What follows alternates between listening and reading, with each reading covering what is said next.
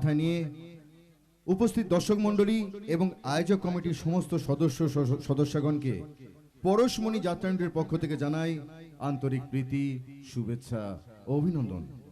একটি আনন্দ সংবাদ, আমাদের আরো একটি যাত্রা সংস্থা নয়নমণি অপেরার এবছরের চ্যালেঞ্জ সৃষ্টিকারী যাত্রাপালা, উৎপল রায় রচিত যাত্রা দ্রোণাচার্য রঞ্জন কুমার নির্দেশিত ভিলেন টাইগার বাবলু পড়িয়া ও গায়িকা নায়িকা মিস অনন্যা চ্যাটার্জি ও বলিষ্ঠ নট সুনীল সুন্দর অভিনীত পদ্ম পাতায় ভাসছে পরি, পদ্ম পাতায় ভাসছে পরি।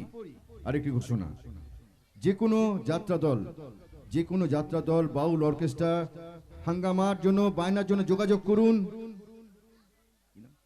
লক্ষ্মীকান্ত প্রধান, নীলা। নাটক শুরুর পূর্বে কয়েকটি বিশেষ ঘোষণা, যে সমস্ত খুঁটিতে মাইকের হর্নগুলি বাঁধা আছে দয়া করে কেউ হেলান দিয়ে বসবেন না বা এদিক ওদিক ঘোরাবেন না, তাতে আপনাদের নাটক শুনতে ও আমাদের শোনাতে অসুবিধা হতে পারে। কমিটির কাছে একটি বিশেষ অনুরোধ, যাত্রা চলাকালীন আপনাদের প্রচার মাইকটি দয়া করে বন্ধ রাখবেন। প্রয়োজনে সাজঘরে ম্যানেজার বাবুর সঙ্গে যোগাযোগ রাখবেন। সাজঘর থেকে মঞ্চে যাওয়ার রাস্তাটি পরিষ্কার রাখবেন। আরেকটি দোকানদার ভাইদের কাছে অনুরোধ, দয়া করে আপনাদের বড় বড় এলইডি লাইটগুলো বন্ধ করে রাখবেন। নাটকের শেষ দৃশ্য শেষ না হওয়া পর্যন্ত দয়া করে কেউ আসন ত্যাগ করবেন না। ঘোষণাগুলি এখানেই শেষ হলো। নমস্কার।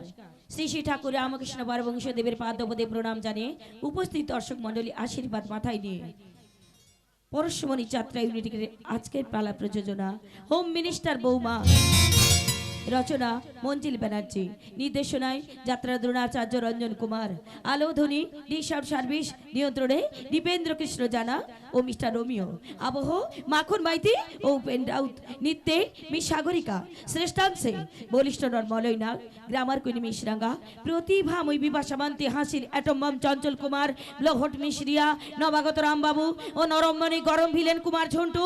শুরু করতে চলেছি উদয় ভানু যারা প্রতিষ্ঠিত, চন্দন যারা চঞ্চল যারা প্রযোজিত, পূজারি এন্টারপ্রাইজ নিবেদিত, গ্রামার কুইন গায়িকা নায়িকা সাগরিকা চ্যাটার্জি অভিনীত ও সুদর্শন গায়ক নায়ক সুব্রত সরকার অভিনীত আজকের যাত্রাপালা ষড়যন্ত্রের সংসার পার্লামেন্টে নিন্দুকের করি না ক্ষমা, ন্যায়ের ঝান্ডা হাতে নিয়ে করব শাসন। হোম মিনিস্টার বৌমা, হোম মিনিস্টার বৌমা, হোম মিনিস্টার বৌমা। বন্যা বন্যা বন্যা। কোথায় বন্যা স্যার? আপনি এই থানাতে আসার পর এখানে শুধু খরা খরা খরা। ইউ শাট স্যার, আজ 2 মাস হয়ে গেল আমি এই থানাতে পোস্টিং হয়ে এসেছি। প্রথম দিন থেকে দিনে অন্তত 50 বার বন্যা বলে মেয়েটার নামে থানাতে অবজেকশন দায়ের করা হয়েছে। তার উপর গোদের ওপর বিস্ফোরা বন্যার ভাই কেলেঙ্কারি। না মানে স্যার, এই খাকি পোশাকটা কি জন্য পরে আছেন বলুন তো? কেন স্যার? ডিউটি করার জন্য। কিরকম ডিউটি করছেন স্যার? যে সাধারণ একটা মেয়েকে ধরে আনতে পারছেন না। কোন মেয়েটা স্যার, কোন মেয়েটা? How strange! সাতকাণ্ড রামায়ণ পড়ে সীতারামের মাসি, বন্যা বলে চিটিংবাজি মেয়েটা আর ওর ভাই কেলেঙ্কারিকে ধরতে আপনাদের আর কতদিন সময় লাগবে বলতে পারেন? আর বলবেন না স্যার, আর বলবেন না। ছেলেটা আর মেয়েটা এক নম্বরের পাজির পায়জারা স্যার। কখন যে কি রূপে চিটিংবাজি করে ধরা মুশকিল। তাছাড়া দুষ্টের দমন আর শিষ্টের পালন হচ্ছে ওদের কাজ। তাই না? হ্যাঁ স্যার, ওই পালপাড়ার গরিব কুমোর অভয় পালের মেয়ের বিয়েতে নগদ 20,000 টাকা সাহায্য করেছে। তাছাড়া গরিব মানুষের দুঃখ দুর্দশা ভাগ করে নেওয়া হচ্ছে ওদের ধর্ম। তাই বলে আমি পুলিশ অফিসার হয়ে ওদের চিটিংবাজি করাটাকে তো আর সাপোর্ট করতে পারি না। তাছাড়া আইনের চোখে এটা অপরাধ। হ্যাঁ স্যার, এটা অবশ্য ঠিক। শুনুন, আমি আপনাকে 72 ঘন্টা সময় দিলাম। এই সময়ের মধ্যে আপনি যেভাবে হোক বন্যা আর কেলেঙ্কারিকে আমার সামনে আপনি হাজির করবেন। হাজির স্যার, আমি সশরীরে হাজির। আপনি তাহলে? আরে না স্যার, আমি কোনো কেলেঙ্কারি করে এখানে আসিনি। আমি তো একজন নিষ্পাপ ভালো মানুষ। অধমের নাম মহিম ঘোষাল, একেবারে শান্ত মা। আই সি, আপনি তাহলে মহিম ঘোষাল? আগে হ্যাঁ স্যার, লোকে তো তাই বলে। তা স্যার, এই অধমকে থানায় কেন ডেকে পাঠিয়েছেন স্যার? আপনার কাছে আমার কিছু প্রশ্ন আছে। আজ্ঞা হোক স্যার। আচ্ছা, ঘোষপাড়ায় মোদির ঠেকটা কি আপনার? ছি ছি ছি কি যে বলেন স্যার, গঙ্গা জল ছাড়া আমি কোনো জলীয় পদার্থ চিনি না, আর আমি চালাবো কিনা মদের ঠেক। আর ফুল আর ফল ছাড়া আমি কিচ্ছু চিনি না স্যার। তাহলে মদের ঠেকটা কার? এটা তো আমার পক্ষে বলা সম্ভব নয়, এটা তো আপনাদেরই কাজ, আপনারাই খুঁজে বার করুন। ওকে, আপনি এখন আসতে পারেন। সে কি স্যার, সামান্য একটা প্রশ্নের জন্য আপনি আমাকে থানায় ডেকে পাঠালেন? আরো অনেক প্রশ্ন ছিল, কিন্তু তার আর কোনো প্রয়োজন নেই। তবে একটা কথা আপনি মনে রাখবেন, আমি যতদিন এই থানাতে আছি, এই এলাকায় কোনো 2 নম্বরই কাজ আমি করতে দেব না। ও হ্যাঁ, আমার কাছে এও খবর আছে, এই এলাকায় 2 নম্বরই কাজের পেছনে আপনার হাত আছে। আর তো কোনো প্রমাণ নেই স্যার। তার মানে? রটনা স্যার, রটনা। আজকের দিনে ভালো মানুষের পেছনে অনেক শত্রু স্যার। স্যার স্যার, গুজবে কান দেবেন না স্যার। আমি গুজবে কান দিই না, বেআইনি কাজে আইনের হাত ধরে আমি হাত করা পড়াই। ভালো, খুব ভালো। পশ্চিমবঙ্গের প্রতিটি থানায় আপনার মতো পুলিশ অফিসার তো প্রয়োজন। তাহলে স্যার এখন আমি আসি স্যার। ইয়েস, ইউ মে গো। কি স্যার, আপনি আমাকে গো বলে যেতে বলছেন, আমি কিন্তু আপনাকে বাই বলে যাচ্ছি স্যার। আর যাবার সময় একটা কথা বলে যাচ্ছে, শুনেছি আপনি ডাক সাইডের পুলিশ অফিসার, যখন তখন যেখানে খুশি ঢিল মারেন, একটু সামলে মারবেন স্যার। এতদিন মানুষের গায়ে ঢিল মেরেছেন, তাই কিচ্ছু হয়নি। ওই মৌচাকে ঢিল মারলে কিন্তু মধু নয়, বিষ ভর্তি হুল নিয়ে মৌমাছিটা বেরোবে। Yes! আমি মহিম ঘোষাল, একেবারে শান্ত মা। Mister Dutta, yes sir. আপনি তো এই থানায় পুরনো লোক, আপনি নিশ্চয়ই মিস্টার মহিম ঘোষালকে ভালোভাবে চেনেন। হ্যাঁ স্যার, উনি হচ্ছেন শিল্পপতি সদস্যের দ্বিতীয় পক্ষের চালক। অদিত সিং, ইয়েস, ওই মহিম বাবু তো এখন উনার সমস্ত ব্যবসাপত্র দেখাশোনা করছেন। বিখ্যাত শিল্পপতি সধীর সেনের ব্যবসা দেখাশোনা করেন মহিম ঘোষাল। স্যার, কিন্তু বন্যা আর কেলেঙ্কারি ওর লোক নয় তো? স্যার, হয়তো হবে, আমাকে সবকিছু রহস্য জানতেই হবে, তদন্ত করে দেখতে হবে। বিখ্যাত শিল্পপতি সদেশ সেন তিল তিল করে ব্যবসা তৈরি করলেও আজ কেন সে অসুস্থ? স্যার।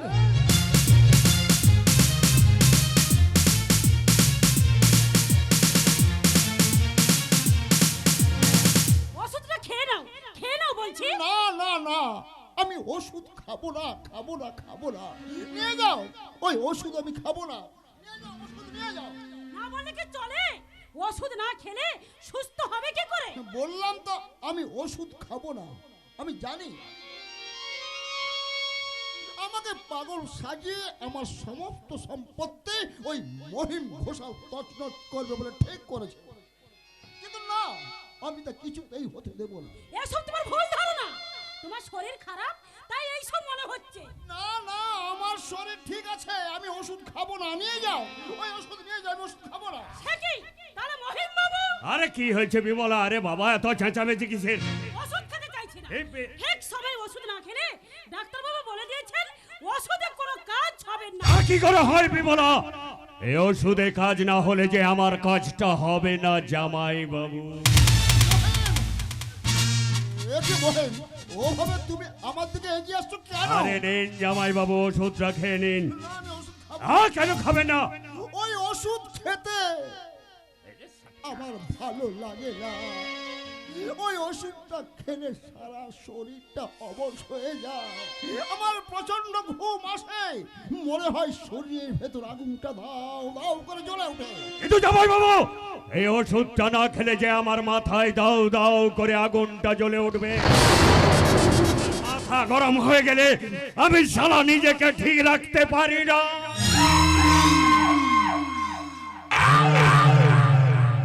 নিন জামাই বাবু, ওষুধটা খেয়ে নিন। অবাধ্য না হয়ে ওষুধটা খেয়ে নিন। বললাম তো আমি ওষুধ খাবো না, খাবো না, খাবো না। মহিম ঘোষাল বোধ হয় আর সম্পর্কটাকে বাঁচিয়ে রাখতে পারবে না। এত করে বলছে ওষুধটা খেয়ে নিন, তবু আপনি খাচ্ছেন না। এবার কিন্তু এই ছুরি দিয়ে আমি না মহেন, না, তুমি আমাকে মেরো না মহিম, আমাকে মেরো না। আরে না না, এই ছুরি দিয়ে আমি তোমাকে মারবো না। আরে বাবা, এটা তো আমার ফল কাটা ছুরি। এই ছুরি দিয়ে না মেরে তোমাকে আমি। আচ্ছা মহিম, মঞ্জুকে বিয়ে করার পর থেকে একটু একটু করে ওষুধ খাইয়ে আমাকে অকেজো করে দিচ্ছ। কোম্পানির চেয়ারটা থেকে আমাকে সরিয়ে দিয়ে বসেছো তুমি। সম্রাটকে করেছো মাতাল, আমার গর্ভধারিণী মাকে করেছো এবারে ঝি চাকরানি। বলো মহিম বলো, এরপর তুমি কি চাও? আমি কি চাই এত তাড়াতাড়ি আমি তোমাকে বলবো না স্বদেশ সেন। তবে এই মুহূর্তে আমি চাই তুমি ওই ওষুধটা খেয়ে তাড়াতাড়ি ঘুমিয়ে পড়ো, যাও। না না, শুধু মুখের কথায় তোর জামাই বাবু ঘুমাবে না মহি। দিদি, এই চাবুকটা দিয়ে আদর করে ওকে ঘুম পাড়াতে হবে। দিদি। এই নে। right, স্বদেশ Sen, you are paying to car.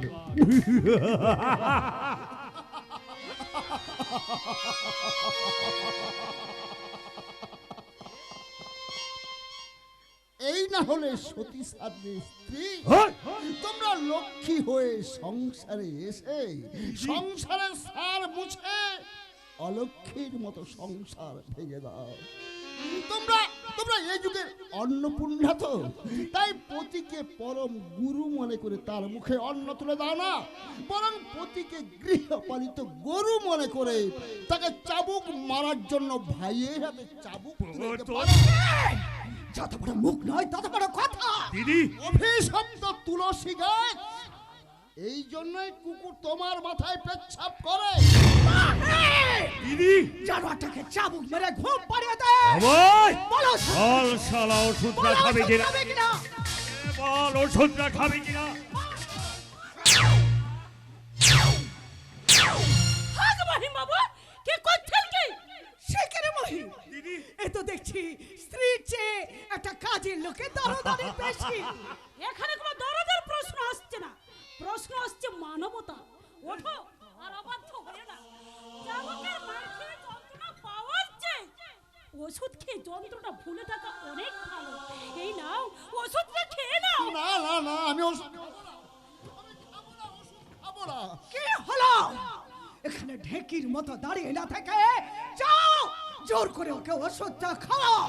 চলো ভেতরে গিয়ে ওষুধটা খেয়ে নেবে। না, চলো। আমি ওষুধ খাবো না। ওই ওষুধটা খেলে আমার শরীরটা প্রচন্ড অবশ হয়ে যায়, আমার ঘুম আসে। তা বেশ তো, আমি তোমার মাথায় হাত বুলিয়ে দেব, তুমি স্বপ্ন দেখতে দেখতে আমার কোলে ঘুমিয়ে পড়বে। স্বপ্ন?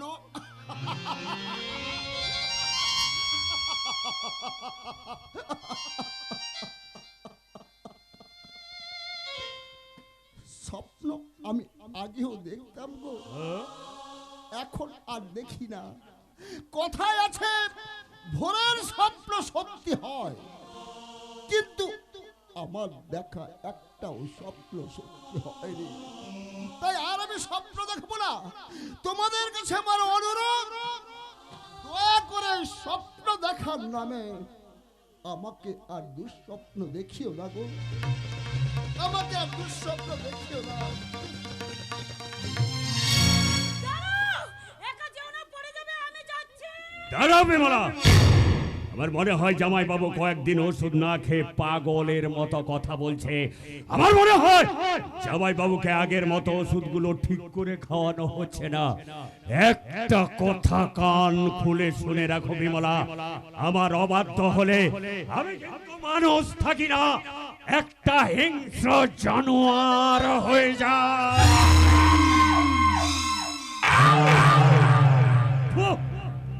আশা করি তুমি আমাকে জানোয়ার হতে বাধ্য করবে না। আপনাকে মানুষ বলে ভাবতে আমারও ভারী অবাক লাগে। হ্যাঁ? আমি আপনাকে একটা কথা বলে যাই, মনে রাখবেন।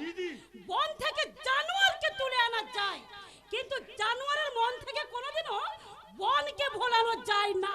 কি বলো? আপনি জানোয়ার, জানোয়ারই থাকবেন, মানুষ হবেন না, মানুষ হবেন না। চাই না মাগো রাজা হতে, চাই না মাগো রাজা হতে,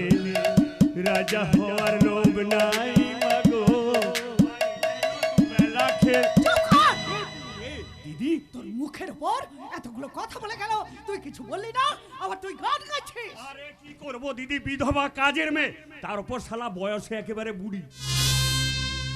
শালা ছড়ি হলে কিছু একটা করা যেত। দিদি, সম্রাটের খবর কি? সম্রাট सागर कितना मेरे पास है, मेरे जीवन में फिर भी प्यास है।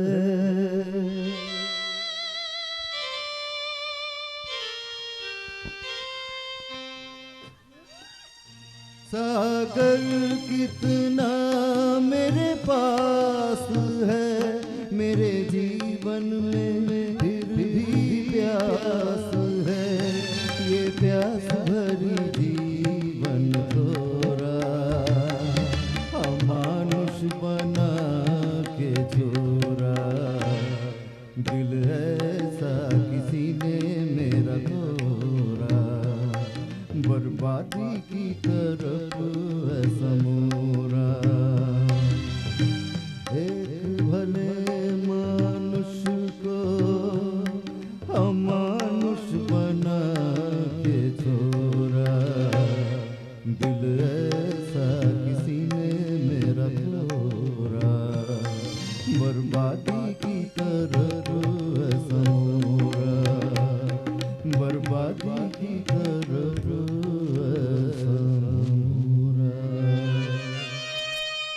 কি সম্রাট তুই সাত সকালে মদ খাচ্ছিস? বাবা, তাতে কি হয়েছে দিদি? আরে বাবা, রামায়ণ মহাভারত কিংবা কোনো ধর্মগ্রন্থে তো লেখা নেই দিদি যে শুধু রাতের বেলায় মদ খেতে হয়। ভাগনা, তোমার কোনো চিন্তা নেই, তুমি সকাল বিকাল সারা দু বেলাই চালিয়ে। না না না মহিম, এ তুই কি বলছিস? দিদি, সম্রাট সাত সকালে মদ খেয়ে সারা পাড়াতে ঘুরে বেড়াবে, এতে সেনবাড়ির সম্মানে হাত পড়বে। দিদি, আপনার অল ও সেনবাড়ির ছেলে।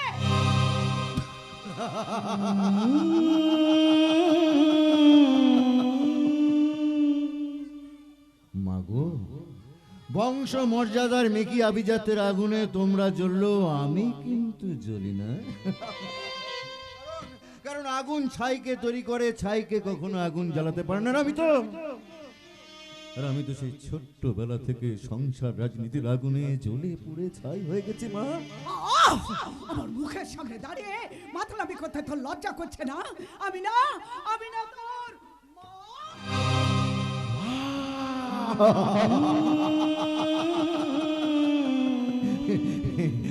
আসলে মা। সম্রাট, যে মহিলা 10 মাস 10 দিন সন্তানকে গর্ভে ধারণ করে, সমাজ তাকে বলে মা। বলো মা, বলো, তুমি কি আমাকে গর্ভে ধারণ করেছো? অসহ্য গর্ভ যন্ত্রণা সহ্য করে তার সন্তানের সঙ্গে চন্দ্র সূর্যের পরিচয় করিয়ে দেয়, সমাজ তাকে বলে মা। বলো মা, বলো, তুমি কি সেই যন্ত্রণা ভোগ করেছো? যে মহিলা বুকে দুধ খাইয়ে তার সন্তানকে বড় করে তোলে, সমাজ তাকে বলে মা। বলো মা, বলো, তুমি কি সেই দুধ আমাকে খাইয়েছো? খাওয়াওনি মা, তুমি সেই দুধ আমাকে খাওয়াওনি। তাহলে কোন অধিকারে মাতৃত্বের দাবিদার হতে চাইছো?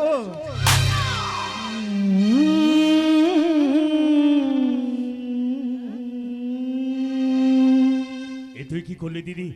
এত বড় ছেলের গায়ে তুই হাত তুললি? কে কার গায়ে হাত তুললো মামা? আরে তোর মা, তোর দাদা মদ খেয়েছে বলে ওর গালে একটা চড় মেরেছে রে। হায় হায়। সে কি দাদা, তুই আবার মদ খেয়েছিস? তখন আমি মদ খেতে বারণ করেছিলাম। পারি না রে বোন, পারি না। কারণ আমি মদ না খেলে একটা অপক্ত যন্ত্রণা যে সবসময় আমাকে কুড়ে কুড়ে খায়। তাই তো সারাদিন মদে বুধ হয়ে থেকে সমাজ থেকে দূরে থাকি, দূরে, বহু দূরে, যেখানে অবজ্ঞা নেই, অনাচার নেই, নেই ষড়যন্ত্র, নীল আকাশে চক্রান্তের কালো মেঘ, আছে শুধু কিছু না বোঝার আনন্দ। তাই তো সেনবাড়ির সম্রাট সেন নিজের ঠিকানা ভুলে খবরকে কবর দিয়ে অন্ধকারে আস্তে আস্তে হারিয়ে যেতে যেতে গিয়ে ওঠে। ডুবা सूरज फिर से निकले, रहता नहीं अंधेरा, मेरा सूरज कब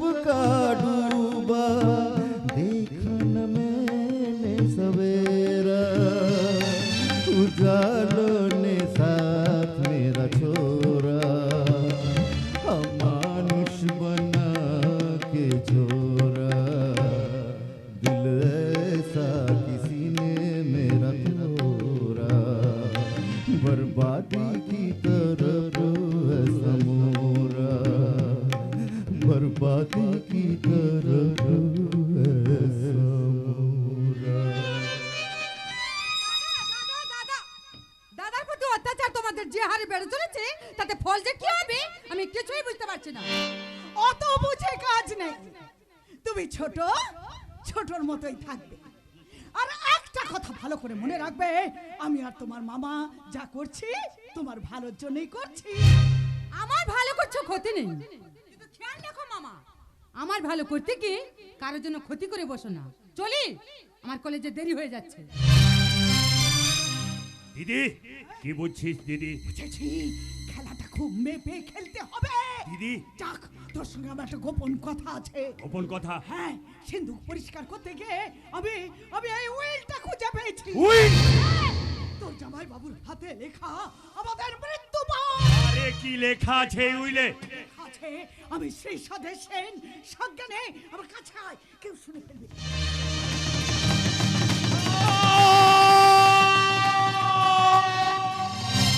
দিদি এসব তুই কি বলছিস? কি বলছিস?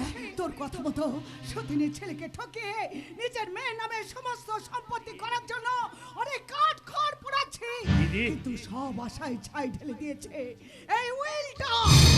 যদি বিশ্বাস না হয় তাহলে নিজের চোখেই দেখ। কিন্তু এ কি করে সম্ভব? তাহলে এতদিনের পরিশ্রমটা যে আমার ব্যর্থ হয়ে যাবে। আরে কি ব্যর্থ হয়ে যাবে গুরু? একেবারে ভেঙে পড়েছো, কারণটা কি? না রে নন্দ, ভেঙে আমি পড়িনি সাদা, শুধু ভাবছি রে, ভাবছি। ভাবছো? কি ভাবছো? সমস্যাটাকে শুনতে পারি? সমস্যা? হ্যাঁ, তাহলে আমি সমাধান করার চেষ্টা করতাম। তাহলে শোন, এই মুহূর্তে আমার একটা চিটিং বাজ মেয়ে লাগবে, এনে দিতে পারবি? চিটিং বাজবে? Yes!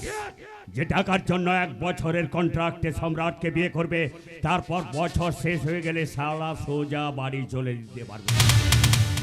কিন্তু কেন? ক্রমশ প্রকাশ্য। বল, এনে দিতে পারবি এরকম কোন মেয়ের ঠিকানা? এতে কোনো গন্ডগোল হবে না তো? যা করবি একটু ভেবে চিন্তে করিস। তোমার কোনো চিন্তা নাই দিদি, এই মহিম ঘোষাল শালা সাংঘাতিক ছিল। একবার যদি ওই মেয়েটাকে রাজি করিয়ে সেন বাড়ির বউ সাজিয়ে আনতে পারে, তাহলে শালা টেক্কা ফেলে বাজি আমি জিতব। তাহলে আমি তোমাকে একটা মেয়ের ঠিকানা দিতে পারি বস। এই দিতে পারবি? হ্যাঁ, ফ্যান্টাস্টিক স্লিম ফিগার, কুচকুচে কালো চুল, টানে টানে চোখ, বাঁশির মতো নাক, আর সবশেষে কমলা লেবুর মতো ঠোঁট। এই 1 মিনিট দাঁড়া, শালা একটু আপেল খাই, বুঝলি?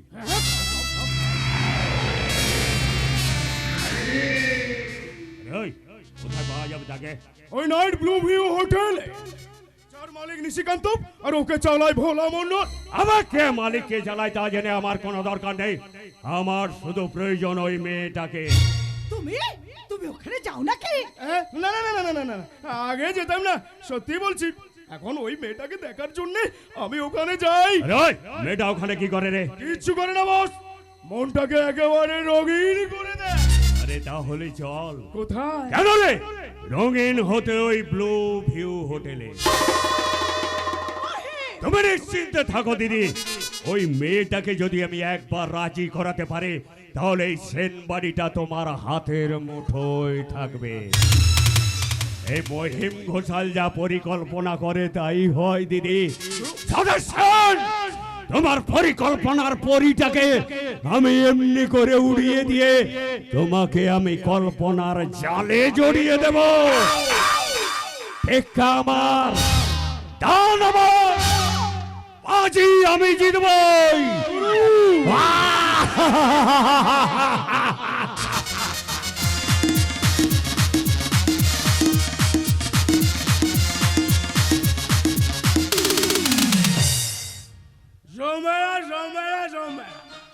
আমি বলে দিচ্ছি, আজকে রাত্রে তোর মালে টেকে আসার কিছু নেই। তুই বললেই হলো, কেন জমবে না বে? আবে কি করে জমবে গুরু? সব সময় তো লোডশেডিংই চলছে। তাতে কি হয়েছে? সালাই করে 440 ভোল্ট নিজেই চলে আসবে। 440 ভোল্ট? বুঝলে না, ধাওয়ার 440 ভোল্ট মানে কি? আলোর রোশনাই দেখিস ঠিক আছে, কিন্তু ডোন্ট টাচ, বিপদ হয়ে যাবে। কার কথা বলছো গুরু? বল না কথা। এই তো ঠিক ধরেছো চাঁদু, বন্যা মানেই তো আলোর বন্যা, ফুর্তির বন্যা, কেলেঙ্কারির বন্যা। তোমরা বন্যা সামলাও আর আমি সামলাচ্ছি খরা। বৃষ্টি পড়ছে। তাতে কি হয়েছে? এসে গেছে করোনার ভ্যাকসিন, এসে গেছে দুয়ারে সরকার। তাই দাও ধর না, শুরু হবে এখুনি আনন্দ, স্ফূর্তি আর ধোঁকার বন্যা। আরে জিয়া জিয়া জিয়া। है खुशी हजारों सहित गम जुदा नहीं होता, गरीब भी कितने भी पी ले नशा नहीं होता।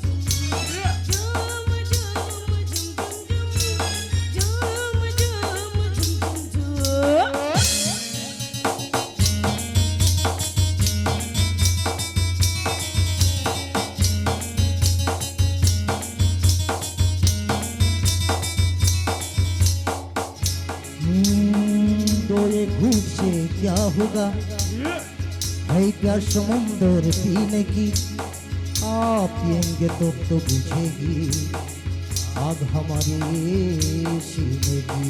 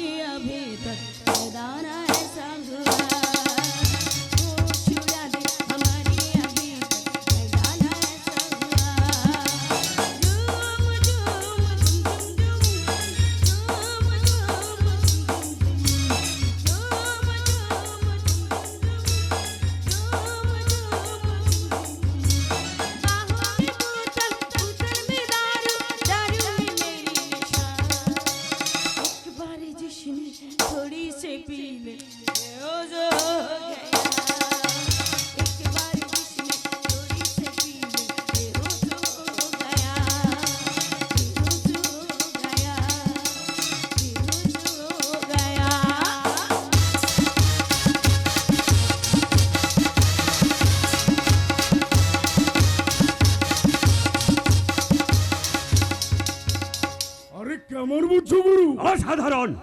রাজি হলে অপারেশন সাকসেসফুল হয়ে যাবে। আরে ওকে দেখে যেন বাড়ির শুধু অভিনেত্রী বৌরানী মনে হচ্ছে না রে। শালা সুযোগ পেলে আমরা দুজনে ওর স্বামী হতে পারি।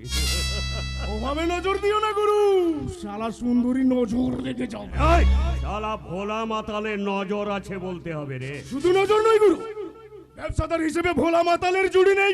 শালা কোথা থেকে মেয়েটাকে তুলে নিয়ে এসে দোকানের সেলটা বাড়িয়ে দিয়েছে। আরে ওই মেয়েটার নাম কি রে?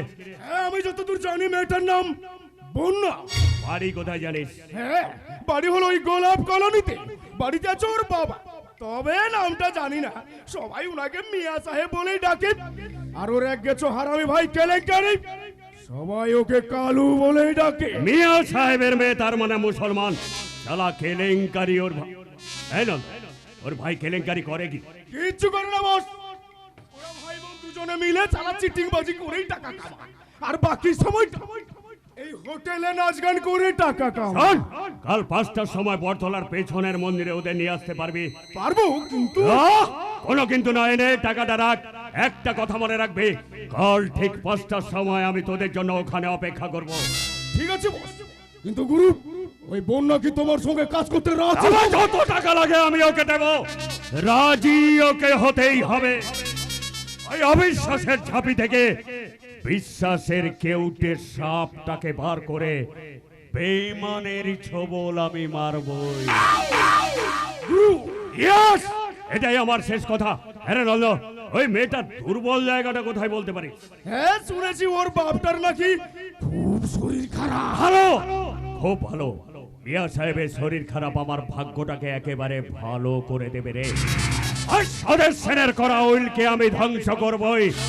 এতদিন ধরে যে দাবার ছকটা আমি সাজিয়েছি, শালা ওই উইলটা এমনি করে উল্টে দিতে পারে না। ইয়েস, ঘোড়ার আড়াই পা দানে বাজি আমি জিতবই। গুরু সর্বনাশ হয়ে গেছে, গুরু সর্বনাশ হয়ে গেছে। আবে কি হয়েছে? ঘটনার পেছন দিক দিয়ে রেড করে বন্যা তার ভাইকে পুলিশ ধরে নিয়ে গেছে।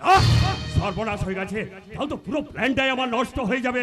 আরে কিছু একটা করো গুরু। এই নন্দ ভোলা, তোরা একেবারে চিন্তা করবি না, আমি দেখছি কি করা যায়। কোথায় যাচ্ছ গুরু? থানাতে যাচ্ছি রে। ওই মেয়েটার দুর্বলতার জায়গা নিয়ে এবার আমি শালা খেলা করবো রে, খেলা। ওই বন্যাকে আমি থানা থেকে ছাড়িয়ে আনবো, কিন্তু ভালো তোকে কথা দিতে হবে, ওই বন্যাকে তোকে 1 বছরের জন্য ছুটি দিতে হবে। Yes! Only 1 year contract.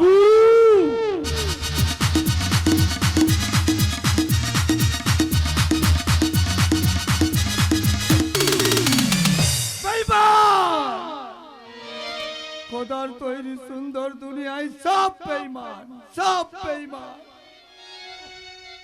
আল্লাহ, এ তুমি আমায় কোন পাপের সাজা খাটাচ্ছ বলতে পারো? আব্দুল্লাহ, এই যে আব্দুল্লাহ, আরে তুমি এখানে?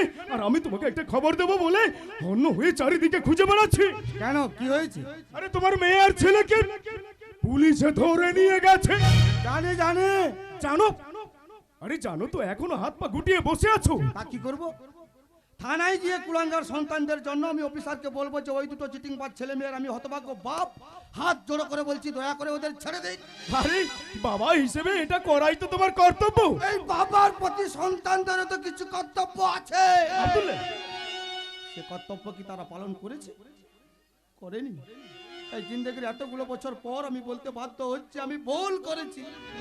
হ্যাঁ হ্যাঁ, আমি ভুল করেছি। এই কুলাঙ্গার সন্তানদের এই ধরিত্রীর আলো দেখে আমি ভুল করেছি। আব্দুল্লাহ, তোমরা কেউ না জানলে আমি জানি কি চেয়েছিলাম আর কি পেলাম। কি পেয়েছো তুমি? আসমানের বাজ ভেঙে পড়েছে আমার মাথা। আব্দুল্লাহ, ভেবেছিলাম বন্যাকে লেখাপড়া শিখিয়ে বড় পুলিশ অফিসার তৈরি করি, যাতে আমার এক জিগরি দোষ শুভেন্দু হত্যার আমি প্রতিশোধ নিতে পারি। লেকিন মনের সাথ মনেই রয়ে যাবে। আব্দুল্লাহ, কলেজ থেকে বেরিয়ে বন্যার করিম চিটিংবাজির দলে নাম লেখালো। আমার মনের আশা আকাঙ্ক্ষাকে ভেঙে দিল ওরা দুজন। আব্দুল্লাহ, শান্তি পাবো না, মরেও আমি শান্তি পাবো না। আমার বন্ধুর খুনের বদলা না দিতে পারলে যে আমি মরেও শান্তি পাবো না। কিন্তু এখন কি হবে? থানা থেকে ওদের ছাড়িয়ে না আনলে ওরা যে সারা রাত থানাতেই থাকবে। থাকুক, আজ থানাতে গেছে, আমি মরলে ওরা জাহান্নামে যাবে। শুনেছি ওই অফিসার নাকি খুবই জাদরেল, মেরে ওদের একেবারে হাড়গোড় ভেঙে দেবে। দেখ দেখ, যে কাজটা আমার করার কথা ছিল তা ওই অফিসার করো। তাহলে ওই ছেলে মেয়েদের উপর রাগ করে তুমি থানা থেকে জামিনে ওদের ছাড়িয়ে আনতে যাবে না? না, যাবো না। আমিও দেখবো কে ওদের জামিনে ছাড়িয়ে আনতে যায়। আব্দুল্লাহ, ও আল্লাহ, এ আমায় কোন পাপের সাজা খাটাচ্ছ বলতে পারো? ওই থানা থেকে সাজা খেটে আসা নির্লজ্জ সন্তানরা ঘরে ফিরে আসার আগে তুমি আমায় তুলে নাও খোদা। আল্লাহ,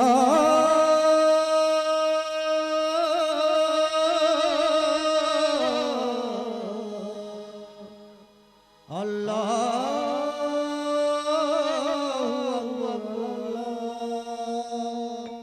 আব্দুল্লাহ, আমার নামাজের সময় হয়ে গেল, আমি মসজিদে যাব। আজ আল্লাহকে বলবো, আল্লাহ আমায় আব্বাজান যখন বানালে তখন ওই দুটো চিটিংবাজির কেন? হ্যাঁ, তোমার সঙ্গে যদি ওদের দেখা হয় তুমি বলে দিও ওরা যেন আরো অন্ধকারে মিশে যায়, এ ঘরে যেন আর ফিরে না আসে। তার কারণ কারণ কারণ ওরা আজ থেকে আমার কাছে মৃত মৃত মৃত। আব্দুল্লাহ!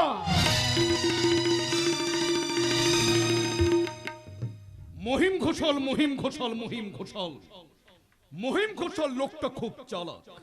ও কোনো ব্যবসা কিন্তু ওর নিজের নামে করে না। কিন্তু মহিম ঘোষাল, তুমি নিজেকে যতটা চালাক মনে করো ততটা চালাক কিন্তু তুমি নয়। পুলিশের জালে তোমাকে একদিন না একদিন ঠিক ধরা দিতেই হবে। কিন্তু কিন্তু মিস্টার দত্ত এখনো আসছে না কেন? ওকে তুমি 72 ঘন্টা সময় দিয়েছিলাম।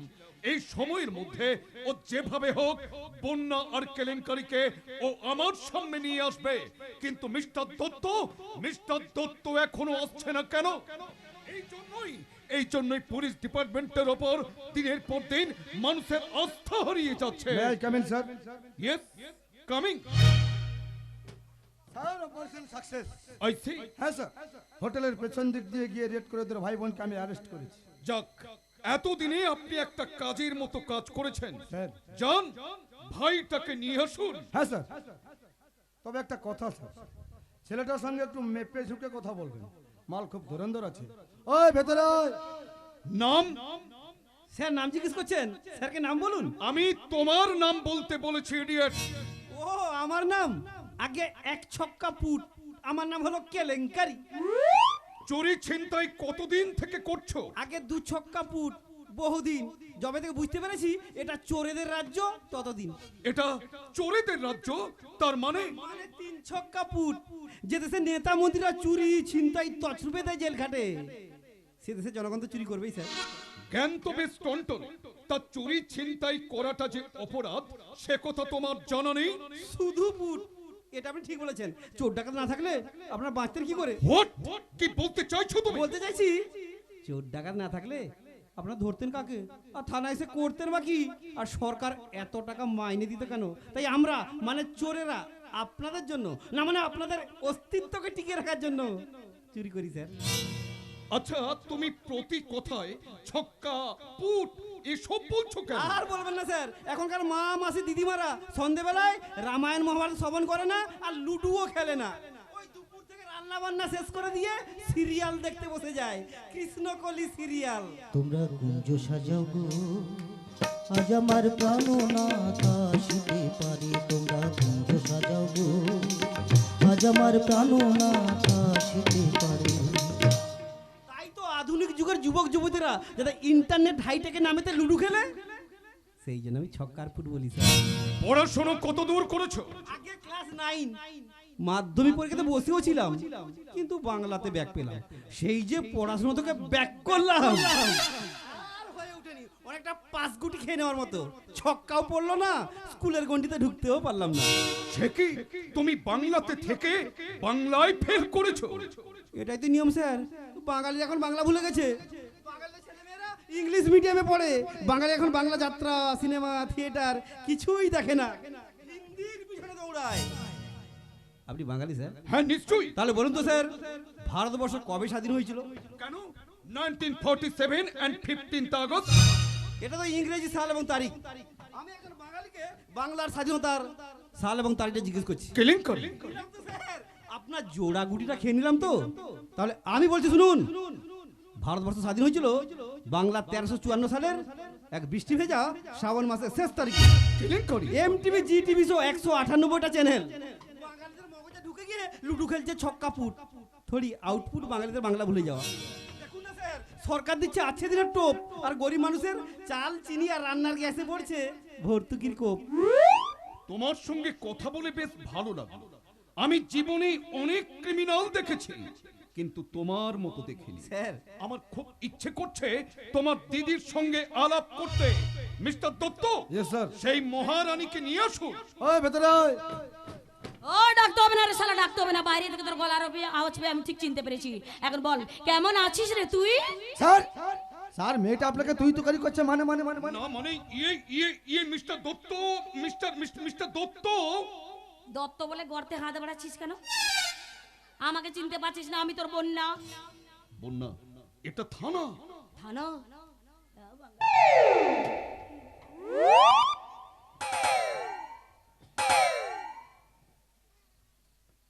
শালা থানা তো নয়, যেন একটা গোয়াল ঘর। খান কই গরু পুষে রেখেছিস?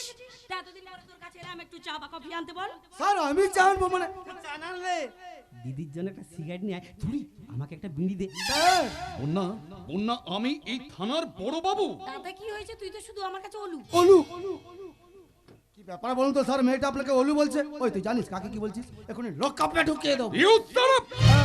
বন্যা, বন্যা, এই থানায় আমার একটা প্রেস্টিজ আছে। কি ব্যাপার বলতো দিদি? শালা আমার মাথায় তো কিছুই ঢুকছে না। তুই ওনাকে ওলু বলছিস? আরে ও তুই বুঝতে পারবি না।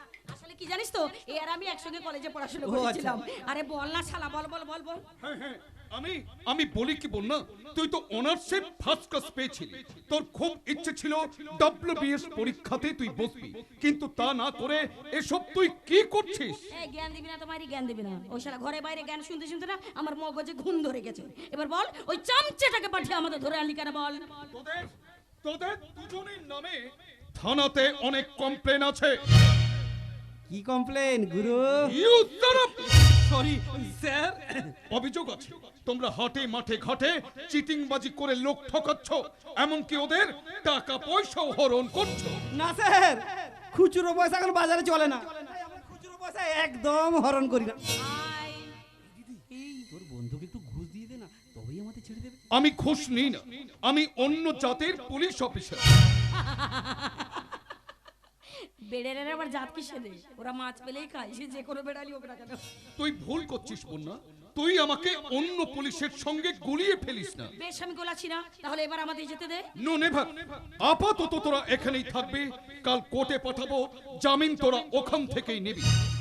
এ ওলো, আমি তোর বান্ধবী রে। ডোন্ট সাউন্ড বন্যা, আইনের কাছে কোনো বন্ধুত্ব হয় না। Mister Dutta, yes sir. আপনি এদের লোকাপে ভরুন। Okay sir. আরে দাঁড়ান দাঁড়ান, কে? আমি মহিম স্যার, মহিম ঘোষাল, একেবারে শান্ত মাল। এখানে কি চাই? জামিন স্যার, বন্যার ওর ভাইয়ের জামিন নিয়ে এসেছি। এই নিন স্যার কোর্টের কাগজ।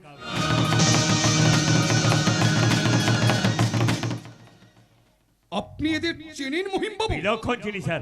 আরে বাবা, প্রতিবেশী হয়ে আর এক প্রতিবেশীকে চিনবো না তাই কখনো হয়? তাহলে স্যার এখন আমি এদের নিয়ে যেতে পারি? হ্যাঁ, আসুন। আরে এসো বন্যা, চলো ভাই। আসি স্যার। আর আপনি এখানে দাঁড়িয়ে দাঁড়িয়ে নাড়ুন না, মানে লুডোর দান ফেলুন। ছক্কা আর পুট। Tata, bye bye. বন্যা, বন্যা, আমি তোকে রিকোয়েস্ট করছি, এই কাজ তুই ছেড়ে দে। মিস্টার আলিঙ্গন চ্যাটার্জি, আমাকে এই জগৎ থেকে সরতে না বলে জগৎ থেকে হিংসা বিদ্বেষ আর 2 নম্বরকে সরানোর ব্যবস্থা করুন। পুলিশের পোশাক পরে পুলিশের টাকা মেরে বড় বড় কথা বলছেন, আর আপনাদের মতো পুলিশ অফিসাররা তো আজ রাজনীতি নেতাদের চামচিগিরি করছে। বন্যা, মন্ত্রীরা বাড়িতে বাজার করে দিচ্ছে আর ডিউটি দেখাচ্ছিস ডিউটি, অথচ দিনের পর দিন আপনাদের পুলিশ ডিপার্টমেন্ট আজ অবনতির দিকে যাচ্ছে। বন্যা, বলছিলাম আমাকে বদলানোর চেষ্টা না করে আপনার ওই ঘুষখোর পুলিশ অফিসারদেরকে একটু বদলানোর চেষ্টা করুন। বন্যা, অবশ্য বলে কোনো লাভ নেই, কারণ আপনারা ভগবান 2 সমান। ডাকলে সময় কাউকেই সাড়া পাওয়া যায় না, কাউকে না। Mister Dutta, yes sir. শুধু বন্যা নয় মিস্টার দত্ত, শুধু বন্যা নয়, আমার মনে হচ্ছে এখানে আরো একটা চক্র, আরো কিছু কালো ধান্দার লোক এখানে লুকিয়ে আছে। শুনুন, মিস্টার মহিম ঘোষালের সম্পূর্ণ কালো ধান্দার তথ্য আমার চাই, এবং সেটা immediately. Okay sir. Mister Mahim Ghoshal, তুমি এই খাকি পোশাকটার সম্মান না করলেও এই খাকি পোশাকের কর্তব্য পালন করতে আমি তোমাকে একদিন না একদিন ঠিক জায়গাতেই নিয়ে যাব। যদিও কথাই আছে, অতি চালাকির গলায় দড়ি। তোমার গলায় তো আবার চকচক করে ঝুলছে সোনার হার, হাতে সোনার বালা, কিন্তু আমি তোমার হাত থেকে সোনার বালা খুলে নিয়ে পরিয়ে দেব লোহার বালা। গলা থেকে সোনার চেনটা খুলে নিয়ে পরিয়ে দেবো কুকুরের বগলেট। আর সেই বগলেট ধরে টানতে টানতে যেদিন তোমাকে আমি জেলের কালো কুঠুরিতে বন্ধ করব, সেদিন তুমি বুঝবে আইন কাকে বলে, আদালতের পদবি কি, সত্যমেব জয়তের মূল্যায়ন কোথায়। Yes, I challenge Mr. Mohim Ghoshal. I challenge to you.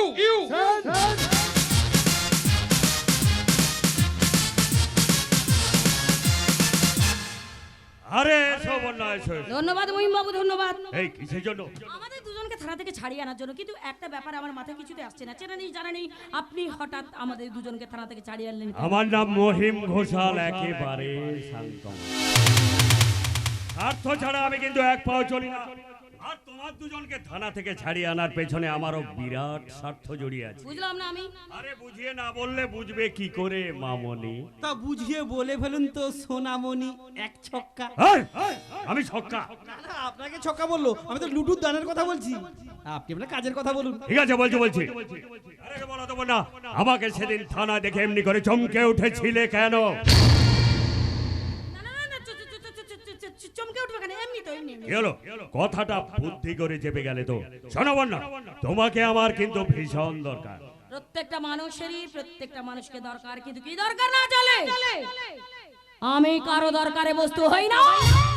আরে বাবা, ঠিক আছে, এত রেগে যাচ্ছ কেন? আমি শুনেছি তোমার দুজন টাকার জন্য সবকিছু করতে পারো। হ্যাঁ, ঠিকই শুনেছেন, তবে নিজের আত্মসম্মান বিসর্জন দিয়ে নাও। ঠিক আছে, আমি কথা দিচ্ছি তোমার সম্মানে আমি কোনোদিন আঘাত করব না। আর সেই সঙ্গে এও কথা দিলাম, আমার কাজটা ঠিক মতো করতে পারলে আমি তোমাকে 10 লাখ টাকা দেব। 2 ছক্কা 10 লাখ টাকা দিদি, বড় দাম। মারবো টেনে এক চড়। চুপ করবি তো, কথাটা শুনতে দিবি আমাকে? কি বলছিল সভ্য কথা। তা মহিম ঘোষাল একেবারে শান্তমাল, তা কিসের জন্য আপনি আমাকে 10 লাখ টাকা দেবেন? ইন্ডাস্ট্রিয়াল সদস্যের নাম শুনেছ? স্বদেশেন? কি হলো? সদস্যের নামটা শুনে তুমি এমনি করে চমকে উঠলে কেন? চেনো নাকি ওই সদস্যেনকে? না, বলি যেন মহিম বাবু, আমি কাউকে চিনি না। আরে বলছি শোনো, ওই সদস্যেন আমার জামাই বাবু। 1 কোটি টাকার মালিক, কিন্তু বেচারা পাগল। তাই আমি আর আমার দিদির ইচ্ছা সমস্ত সম্পত্তি আমার ভাগ্নির নামে হয়ে যাক। কিন্তু জামাই বাবু একটা অদ্ভুত উইল করেছে। কি লেখা আছে উইলে? উইলে লেখা আছে জামাই বাবুর স্থাবর অস্থাবর সমস্ত সম্পত্তি তার প্রথম পক্ষের ছেলে সম্রাট সেনের স্ত্রীর নামে লিখে দিয়েছে। সম্রাট সেন? আরো লেখা আছে 1 বছর ঘর করার পর ওই সম্রাট সেনের স্ত্রী যদি মনে করেন কাউকে সম্পত্তি ফিরিয়ে দেবেন, তাহলে একমাত্র তিনি যে কাউকে সম্পত্তি ফিরিয়ে দিতে পারেন। তবে সম্পত্তি যার কাছে থাকুক না কেন, আমি তো মঞ্জু দেবী মানে আমার দিদিকে দেখতে হবে এবং তার একমাত্র মেয়ে সাথীর বিয়ে দিতে হবে। আর শালা মাসোহারা হিসাবে আমি পাবো এই মাত্র 7,000 টাকা। এই তোমরাই বলো না, এই 7,000 টাকায় আমার চলে? না, একদম না। আরে বাবা, আপনাদের মতো লোকের একদিনের মদের খরচাই তো 7,000 টাকা। তবে তারপর না খাওয়ার পর আমার শালা আবার ফলের খরচা আছে। এই আমি একটু ফল খেতে ভালোবাসি কিনা। তা আপনার এই ফল খাওয়া অভ্যেসটা কি ছোটবেলা থেকে আছে নাকি? আরে তখন তো হাতে পয়সা থাকতো না, তাই লোকের আম গাছ থেকে আমটা চুরি করে এনে ব্লেড দিয়ে কেটে কেটে খেতে। এখন আপেল ছুরি দিয়ে কেটে কেটে খাও। বলতে পারো এটা আমার শখ।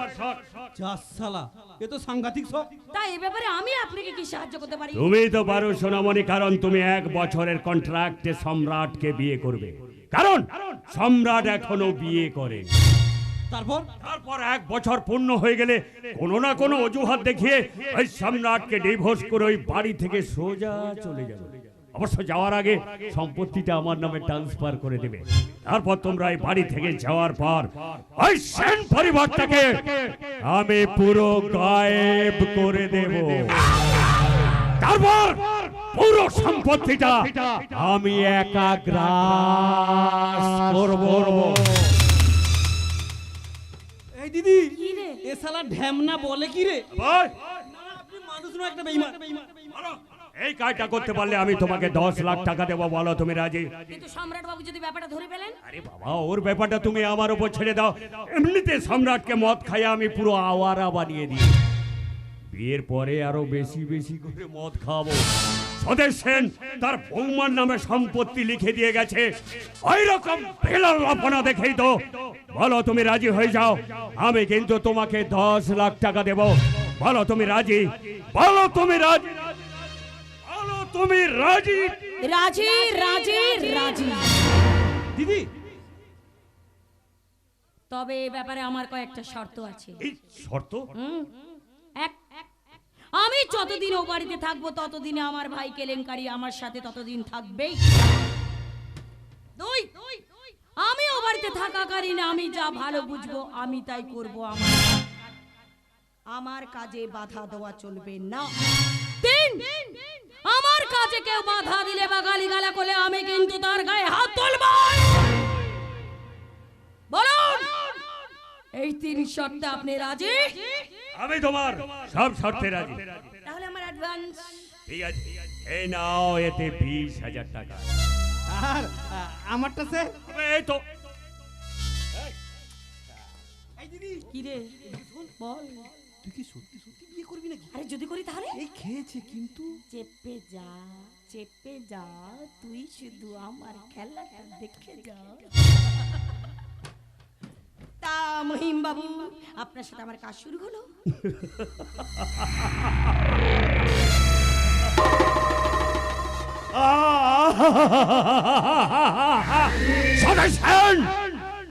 ধরত তোমার বুদ্ধিকে বন্ধু বানিয়ে আমি তোমার বৌমাকে তোমারই ঘরে নিয়ে যাচ্ছি। না, আগামী 4 দিন তুমি তৈরি থাকবে। আমি রেজিস্ট্রি অফিসারকে নিয়ে এসে তোমাদের রেজিস্ট্রি ম্যারেজটা করিয়ে দেবো। আর একটা কথা, 1 বছর তোমার বাড়ির সঙ্গে কোনো সম্পর্ক থাকবে না। 1 বছরের জন্য তুমি হবে শুধু এই সম্রাট সেনের চুক্তি করাবো। কিন্তু সম্রাট এখনো কোথায়? আরে বাবা, কোথায় আবার? প্রেয়সীর প্রিয় হয়ে স্ফূর্তি করছে রানীর ঘরে। রানীকে মহিম বাবু? এই একটা নষ্টা মেয়ে ছেলে, ওকে দিয়েই তো সম্রাটের মাথাটা আমি চিবিয়ে চিবিয়ে খাওয়াচ্ছি। না, তুমি টাকার জন্য যত সহজে এই বিয়েতে রাজি হয়ে গেলে, ওই সম্রাট কিন্তু এত সহজে রাজি হবে না। তাই তো এক্ষুনি রানীর ঘরে সুরার সুন্দরীর মোহে আচ্ছন্ন করে ওই রানীর মাধ্যমে সম্রাটকে কিন্তু আমি এই বিয়েতে রাজি করাবো। ঈশ্বর, তোমার খেলা বড়ই চমৎকার। নদীকে যেদিক দিয়ে বন হোক না কেন, মিশবে। কি ব্যাপার বলতো দিদি, সারা আমার মাথায় তো কিছু ঢুকছে না। বেশ তো ছক কাপড় দান ফেলে 2 পয়সা কামাচ্ছিলাম, এখন কি ওই বাড়িতে গিয়ে 1 বছরের জন্য গ্যারেজ হয়ে থাকতে হবে? হ্যাঁ, থাকতে হবে, থাকতে হবে। তুই কি আরম্ভ করেছিস বলতো মাইরি? জোর দিয়ে বলছিস থাকতে হবে, বেশ তা না হয় থাকলাম। কিন্তু তুই কি সত্যি সত্যি ওই সম্রাটকে বিয়ে করবি? যদি করি তাহলে তোর আপত্তিটা কোথায়? হ্যাঁ, আপত্তি আছে। জানা নেই শোনা নেই কোথাকার কোন মাতাল, আমি কিছুতেই ওর সাথে তোর বিয়ে দেবো না। তা বলে তো চলবে না রে ভাই, বিয়ে আমাকে করতে হবে। আমি যে কথা দিয়েছি। কথা দিয়েছিস বলে নিজের জীবনটা তুই জলে ফেলে দিবি? তুই কি পাগল হয়ে গেছিস? না রে ভাই না, আমি পাগল হইনি। আমি বেশ সম্পূর্ণ ঠান্ডা মাথায় সিদ্ধান্ত নিয়েছি। আজ অতীতের সঙ্গে আমার দেখা হয়ে গেছে। পর বেশ কয়েকটা অঙ্ক মিলে গেলেও মিলছে না কিন্তু একটা অঙ্ক। এসব তুই কি বলছিস দিদি? ঠিকই বলছি রে ভাই, আমি ঠিকই বলছি। তুই হয়তো আমার জীবনে অনেক কিছু জানিস না। আমি তোকে বহুবার বলার চেষ্টা করেছি, কিন্তু বলতে গিয়ে বলতে পারিনি। আজ বোধহয় সবকিছু বলার সময় এসেছে রে ভাই। কি কি জানি আমি, বল। এতদিন আমার কাছে কি গোপন রেখেছিস? বল, কি জানি না আমি, বল। বলবো রে ভাই, বলবো। আজ আমি তোকে সব বলবো, কিন্তু ভাই সব শুনে তুই সহ্য করতে পারবি তো রে? কি এমন কথা যা শুনে আমি সহ্য করতে পারবো না? বল দিদি, বল, কি এমন কথা যা শুনে আমি সহ্য করতে পারবো না? যদি বলি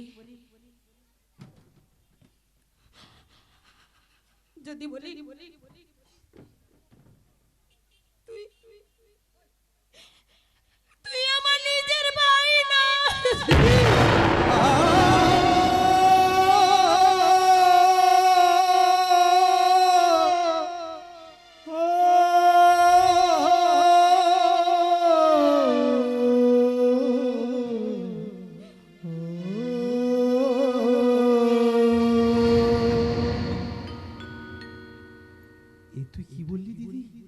রে ভাই, আমি ঠিকই বলছি, আমি ঠিকই বলছি। তুই আমার নিজের ভাই নস, আর ওই আব্বা জানো আমার নিজের বাবা নয়। দিদি আমার বাবার নাম সাংবাদিক শুভেন্দু চৌধুরী। আমি হিন্দুর মেয়ে। ওই জানোয়াররা আমার বাবাকে খুন করেছিল। দিদি বাবা লেখা ডায়েরি পড়ে আমি সব জানতে পেরেছি। এছাড়া আব্বা জান আমাকে বলেছিল কি বন্যা, তোর বাবা শুভেন্দু চৌধুরী ছিল এক সৎ সাংবাদিক। আল্লাহ তাকে দিয়েছিল প্রতিবাদ করার শক্তি আর উপরন্ত সাহস। তাই তোর বাবা শুভেন্দু চৌধুরী অন্ধকার জগতের মুকুটহীন সম্রাট নিশিকান্তের বিরুদ্ধে ধরেছিল কলম। খবরের কাগজে সমস্ত পাপ কাজের কথা প্রকাশ্যে চলে আসাতে ওই নিশিকান্ত তোর বাবাকে খুন করে। তাই আমি চাইব না তুই লেখাপড়া শিখে বড় পুলিশ অফিসার হয়ে আইনের পথে তুই তোর বাবার মৃত্যুর প্রতিশোধ নিবি। মনে রাখিস, তোর বাবার খুনের নাম নিশিকান্ত। আমি পেয়েছি, আমি পৌঁছে যেতে পেরেছি। আমি পেয়েছি সদস্যকে, আমি পেয়েছি সম্রাটকে, কিন্তু এখনো পাইনি আমি নিশিকান্তকে। কিন্তু দিদি তুই যখন সব খুঁজে পেলি, আমি যে তখন সব হারিয়ে ফেললাম রে দিদি। এত বড় একটা কথা তুই এতদিন লুকিয়ে রাখতে পারলি। বিশ্বাস কর, আমি তোকে দিদি ভাবতাম না, মা ভাবতাম রে। মা তুই আমাকে কথা দে দিদি, আমাকে ছেড়ে তুই কোথাও যাবি না। আমি মুসলমান বলে তুই আমাকে ঘেন্না করবি না।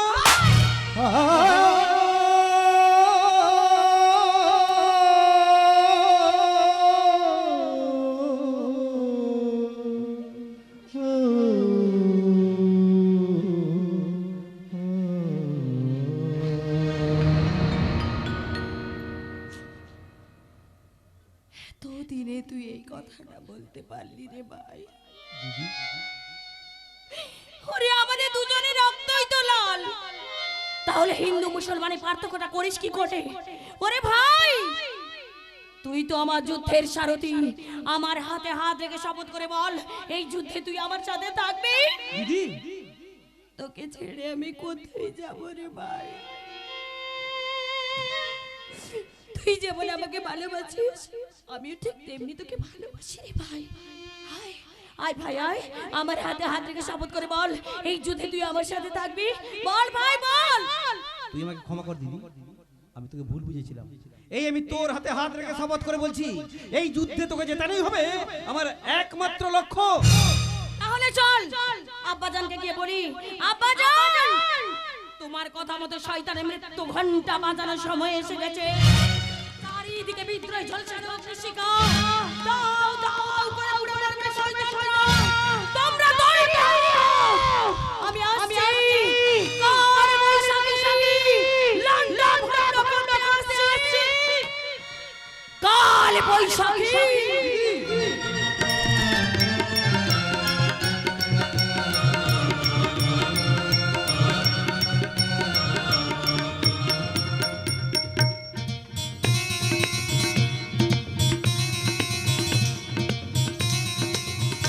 मुझे नो लखा मंगा तेरी उसिया दीवानी।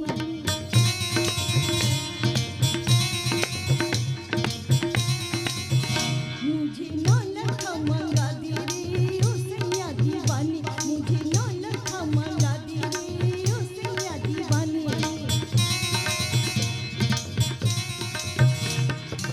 माथे पे झूमर, कानों में झुमका, पाँव में पायलिया, हाथों पे हो कंगना। मुझे नो लखा मंगा दे ओ सैया दीवानी। मुझे अंगिया सिला दे ओ सैया दीवानी। तुझे मैं तुझे गले से लगा लूं ओ सैया दीवानी। तुझे सीने से लगा लूं ओ सैया दीवानी।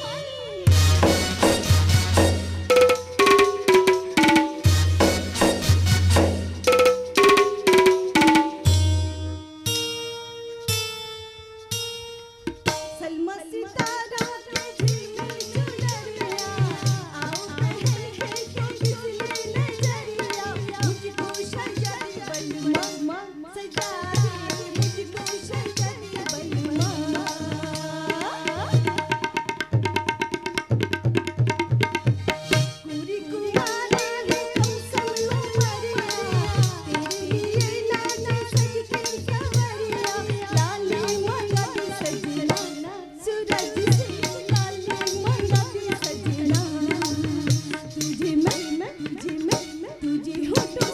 लगा लूं रे ओ सैया दीवानी तुझे होठों से लगा लूं ओ सैया दीवानी मुझे नौला खा मंगा दे रे ओ सैया दीवानी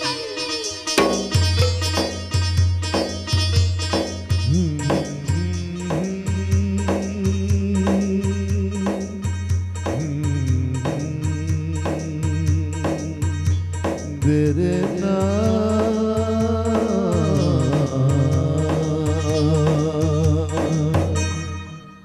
लोग कहते हैं मैं शराबी हूँ, लोग कहते हैं मैं शराबी हूँ, तुमने भी शायद यही सोच लिया।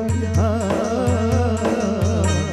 लोग कहते हैं मैं शराबी हूँ।